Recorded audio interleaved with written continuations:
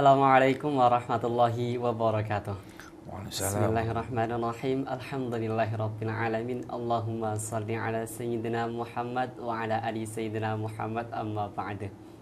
Teman-temanku dimanapun Anda berada, sahabat setiap penonton Tabung Beras TV yang berbahagia. Alhamdulillah, pada edisi kali ini kita kembali dengan tema yang pasti segar dan juga tentang hikmah di balik Idul Fitri.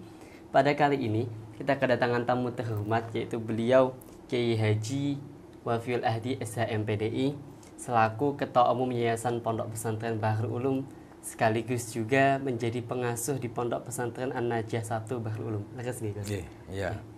Alhamdulillah teman-teman, pada kesempatan kali ini sangat terhormat sekali pihak Tabung Beras TV bisa kedatangan Gus Wafi di sini, bisa meluangkan waktu, juga bisa menukarkan ilmunya, memberikan pengalaman dan juga wawasannya kepada kita semua. Berbicara tentang Idul Fitri sendiri, Gus, ini pasti tidak akan pernah lepas dari yang namanya kebahagiaan, Gus. Ya. Apalagi masa Idul Fitri ini pasti ditunggu dari banyak kalangan, mulai dari anak-anak, remaja, dewasa hingga orang tua. Biasanya kalau anak-anak itu di Idul Fitri itu yang paling disukai itu belanja baju baru dan juga menghabiskan jajan, Gus. Kalau orang tua tuh biasanya paling suka atau paling bahagia ketika melihat anak dan keluarganya bisa kumpul ke rumah. Nah, berlandaskan dari tersebut ini timbul pertanyaan, Gus, dari beberapa penonton setia Tabung Beras TV. Yang pertama yaitu, apa, Gus, hikmah dari disyariatkannya sholat Idul Fitri itu sendiri? Ya, terima kasih. Terkait peringatan atau perayaan Hari Raya Idul Fitri, ini sebenarnya sangat terkait dengan keberadaan puasa Ramadan. Sebagaimana kita tahu, sejak tahun kedua Hijriyah, puasa Ramadan itu menjadi disyariatkan atau diwajibkan bagi semua umatnya Rasulullah Muhammad SAW. Tetapi puasa Ramadan itu ada batasnya, hanya pada 1 bulan Ramadan saja. Maka setelah selesai bulan Ramadan, yakni masuk pada bulan Syawal, maka tanggal 1 Syawal itu sebagai tanda berakhirnya bulan Ramadan. Maka disinilah Rasulullah kemudian mensyariatkan ya, adanya perayaan Idul Fitri. Bukan berarti perayaan yang hura-hura, tapi ungkapan kebahagiaan karena sudah bisa melaksanakan proses ibadah puasa yang membutuhkan fisik dan jiwa yang harus kuat. Maka pada saat 1 Syawal ini Rasulullah mengharuskan atau mensyariatkan, mensunatkan umatnya untuk melahirkan rasa syukur. Rasa syukur yang mengekspresikan kebahagiaannya pada bulan 1 Syawal, pada tanggal 1 Syawal itu. Nah, dan pada saat 1 Syawal inilah disunatkan juga untuk melaksanakan sholat Id. Nah, sholat ya untuk menandakan bahwasanya hari itu adalah hari raya. Karena sholat itu adalah ungkapan wujud syukur hamba kepada Tuhannya. Maka sholat Idul Fitri ini adalah sebuah ibadah untuk menunjukkan rasa syukurnya manusia atau orang-orang Islam yang sudah bisa melaksanakan ibadah selama 1 bulan Ramadan penuh. Maka disitulah disunatkan untuk melaksanakan sholat Id, sholat sebagai tanda Hari Raya Idul Fitri dan sebagai tanda berakhirnya ibadah bulan Ramadan. Nah, berdasarkan dari penjelasan panjenengan tadi, kembali lagi muncul pertanyaan, Gus, dari beberapa penonton-penonton setia Tabung Beras TV bahwa apa dasar dan juga sejarahnya bahwa diharamkannya puasa pada saat hari suci itu sendiri, Gus? Ya, karena setelah 1 bulan Ramadan kita berpuasa, lapar, mungkin juga tenaga kita sudah lemah karena energi kita pada siang hari ransuman makanan sedikit dan kita melaksanakan aktivitas sebagaimana biasa, sangat payah ya melaksanakan aktivitas puasa Ramadan, maka pada saat Idul Fitri ini adalah hari perayaan yang menunjukkan kita sudah boleh makan. Nah, selama 1 bulan Ramadan kita nggak boleh makan di siang hari, mulai dari fajar sampai terbenamnya matahari kita nggak boleh makan. Maka 1 Syawal sebagai hari raya, selain kita tadi disunatkan mengekspresikan kebahagiaan dengan cara melaksanakan sholat id sebagai tasyakur atau rasa bersyukur pada Allah, kita juga disunatkan untuk makan-makan. Maka Rasulullah bahkan mengharamkan pada 1 Syawal itu kita diharamkan untuk berpuasa. Karena ini adalah hari bahagianya umat Islam, hari bahagia kita untuk makan-makan sebagai penanda berbedanya 1 hari yang sebelumnya. Di akhir Ramadan kita masih tidak boleh makan minum di siang hari bulan Ramadan, maka pada 1 Syawal kita disunatkan untuk makan-makan dan diharamkan kita berpuasa. Itu sebagai ekspresi kebahagiaan. Biasanya memang secara alamiah orang bahagia itu biasanya makan-makan. Nah, maka 1 Syawal ini adalah hari bahagia, kita dilarang berpuasa dan kita harus mengekspresikan bahagia kita bisa melewati 1 bulan Ramadan ini dengan makan-makan bersama, kumpul dengan keluarga, kemudian berbagi makanan dan lain-lain. Saya kira itu. Tanggal 1 Syawal itu sebagai pengekspresian gitu, pengekspresian bahwa kita untuk bisa makan, bisa berkumpul, jadi kita diharamkan untuk melakukan puasa.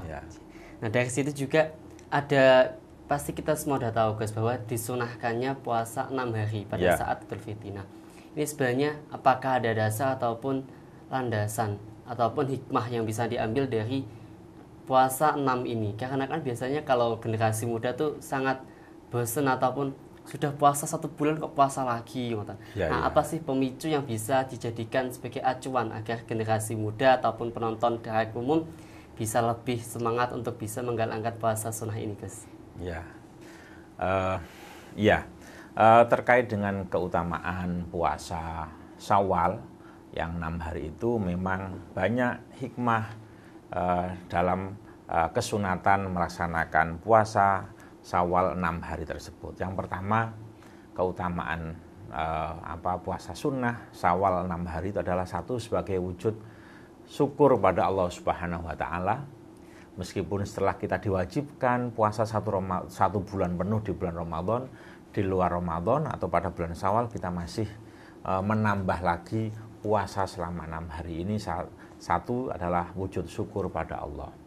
Kemudian hikmah yang kedua adalah puasa sunat yang dilakukan setelah melaksanakan puasa wajib, ini adalah posisinya adalah penyempurna dari puasa wajib itu.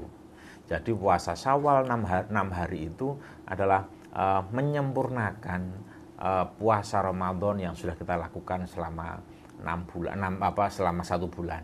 Barangkali selama 1 bulan Ramadan ini banyak kekurangan atau kesempurnaannya tidak sempurna. Puasanya dilakukan selama 1 bulan, tetapi masih belum sempurna di dalam mengisi dengan ibadah-ibadah yang lain, maka puasa Syawal 6 hari itu akan menyempurnakan dari puasa Ramadan yang 1 bulan. Ini sebagaimana sholat rawatib, sholat sunnah qobliyah dan ba'diyah itu adalah menyempurnakan sholat fardu yang dilakukan sebelumnya. Barangkali selama sholat fardu ini dia tidak sempurna karena di tengah-tengah ngelamun atau apa, tidak sempurna sholatnya, meskipun kewajibannya sudah gugur tetapi kesempurnaannya itu belum, maka bisa disempurnakan dengan sholat rawatib.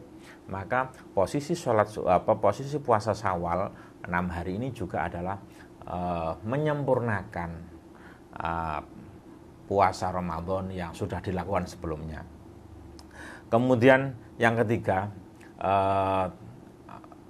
keutamaan dari puasa Syawal 6 hari ini adalah berdasarkan hadis Rasulullah, man shoma Ramadana sum'at ba'ahu sitan min Syawal kana kasomid dahri. Maka barang siapa yang melaksanakan puasa Ramadan 1 bulan penuh, kemudian dia melanjutkan dengan puasa sunat 6 hari di bulan Syawal, maka dia seperti puasa selama 1 tahun. Nah, maka puasa 6 hari ini bisa menjadikan kita sama dengan pahalanya puasa selama 1 tahun.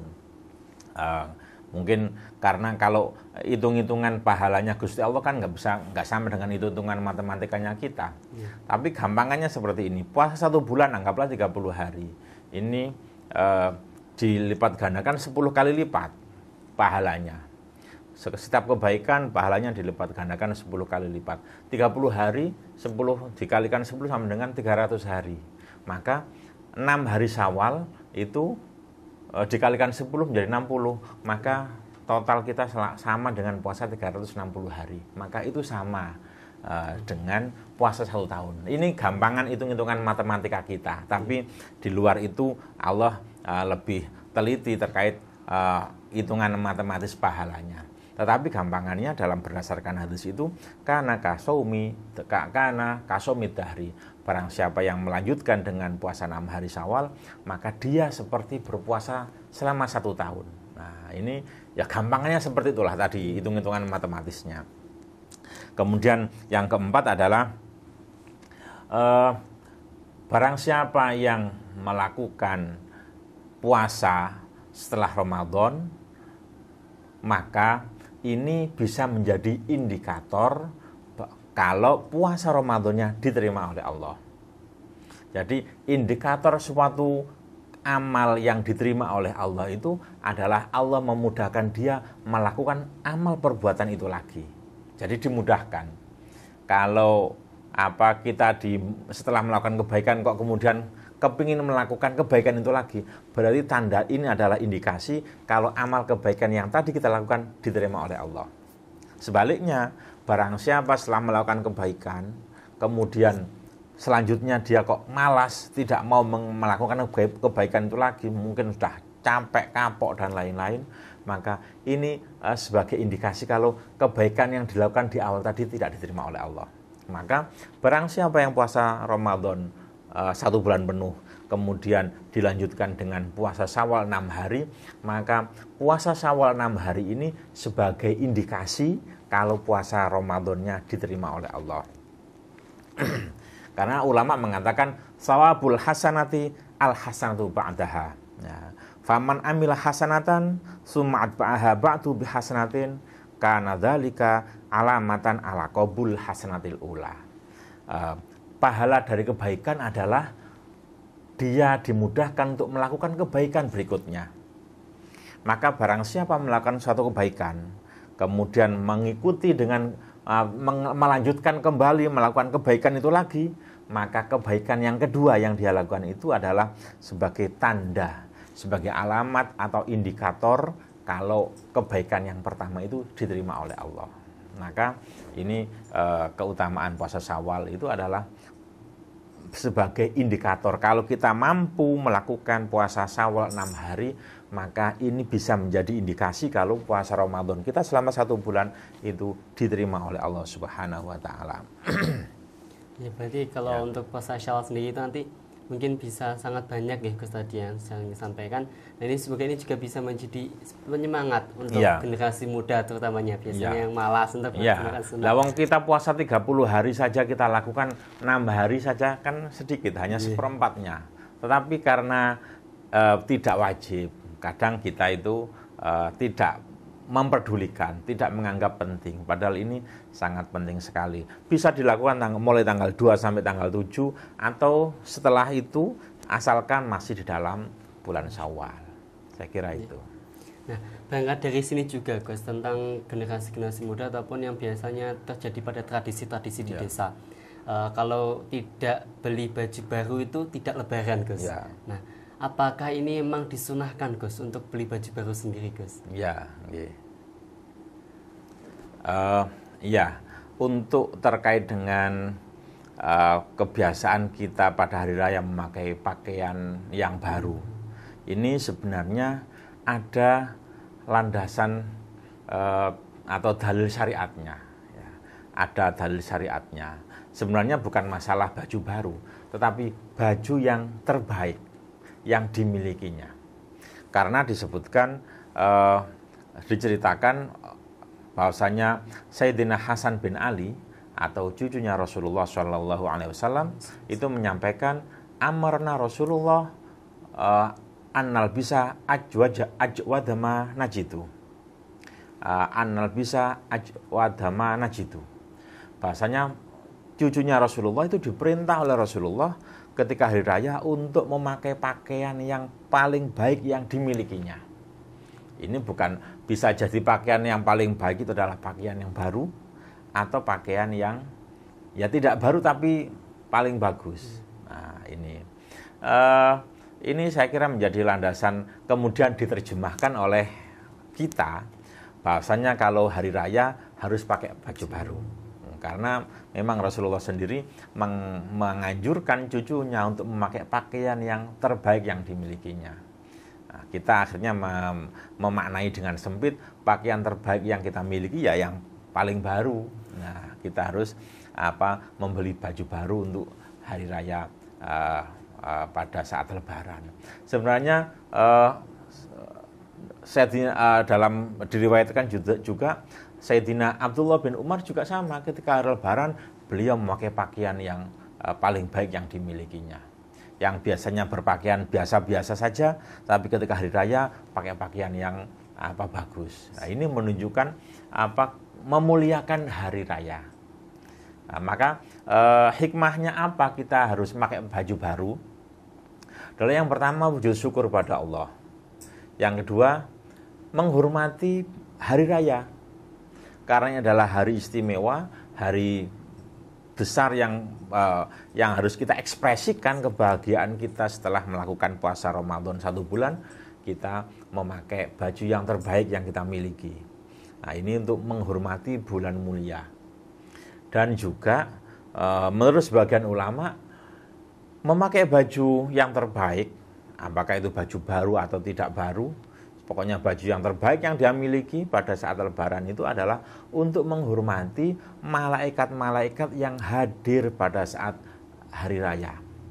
Maka selain kita ketemu banyak orang, kita pakai pakaian yang bagus sehingga dipandang orang itu orang itu senang memandang kita pakai pakaian yang bagus. Ada malaikat-malaikat yang hadir juga pada saat itu. Kita pada saat memakai pakaian yang bagus itu juga menghormati kehadirannya malaikat di sekeliling kita.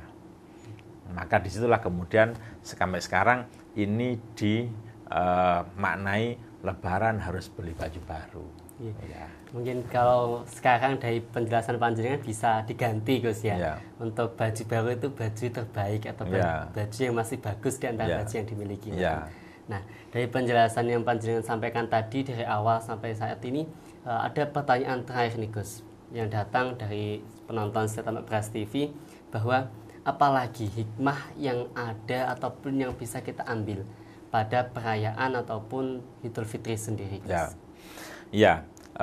Untuk perayaan Idul Fitri, esensinya kita merayakan Idul Fitri adalah tadi yang pertama, ekspresi kegembiraan kita, syukur kita kepada Allah karena kita sudah mampu melaksanakan puasa Ramadan 1 bulan. Yang kedua, pada saat kita merayakan Hari Raya Idul Fitri, kita saling bermaaf-maafan. Ini penting, karena apa? Karena selama 1 bulan Ramadan, kita melaksanakan puasa Ramadan 1 bulan, rewardnya kita mendapatkan ampunan dari Allah. Man shoma Ramadhana iman wahtisaban ghufira lahu ma taqaddama min dzambi.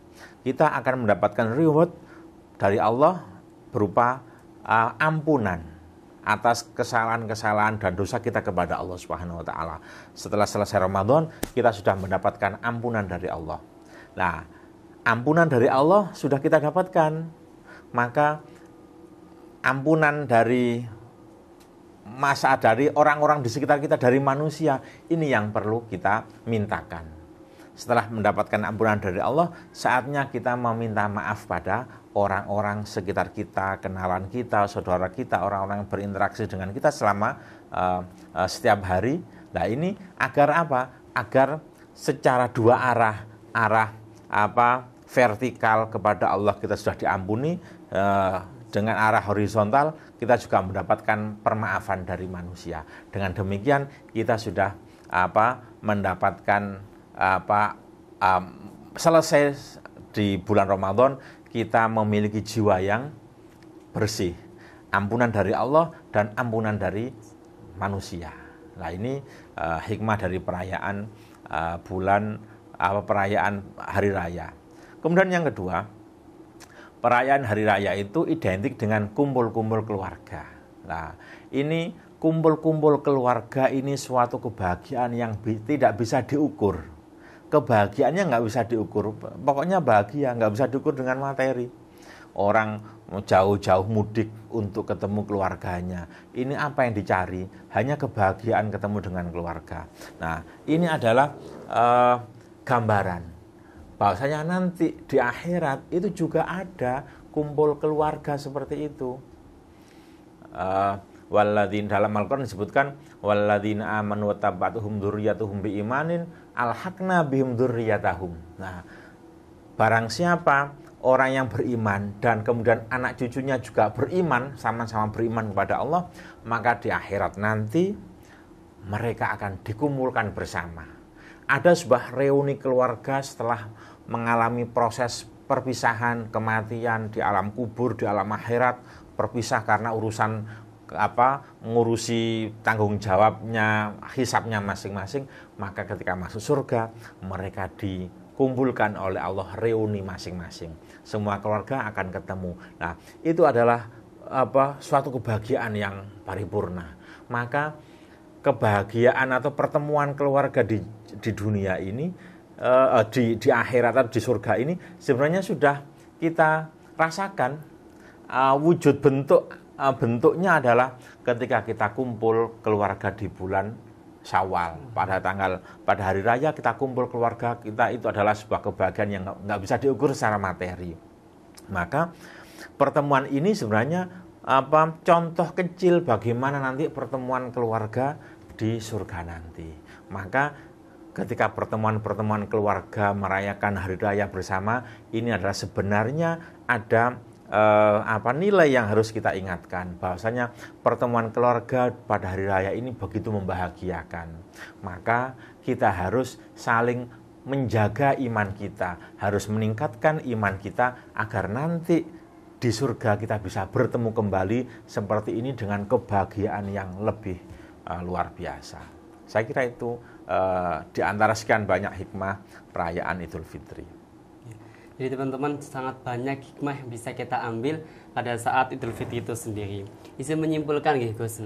Kalau saya simpulkan dari penjelasan panjenengan tadi bahwa Idul Fitri itu tidak hanya sekedar kita senang-senang belaka, tapi masih banyak menimbulkan atau mewujudkan hal-hal yang tidak kita duga. Seperti sekecil tadi bahwa seperti gladi reuni keluarga di akhirat nanti. Nah, mungkin itu teman-teman yang bisa diambil, dan semoga dari penjelasan Gus Wafi tadi membawa manfaat dan juga kemaslahatan bagi kita semua, dapat menambah wawasan kita. Dan juga jangan lupa untuk terus saksikan podcast ataupun tag show Ramadan ini. Jangan lupa untuk selalu dukung terus media Tambak Beras TV. Mungkin cukup itu Gus. Terima kasih atas waktunya. Sekian dari saya Muhammad Said Samudin. Dan jangan pernah lupa subscribe, like, komen, dan share sebanyak-banyaknya. Terima kasih. Wassalamualaikum warahmatullahi wabarakatuh. Waalaikumsalam warahmatullahi wabarakatuh.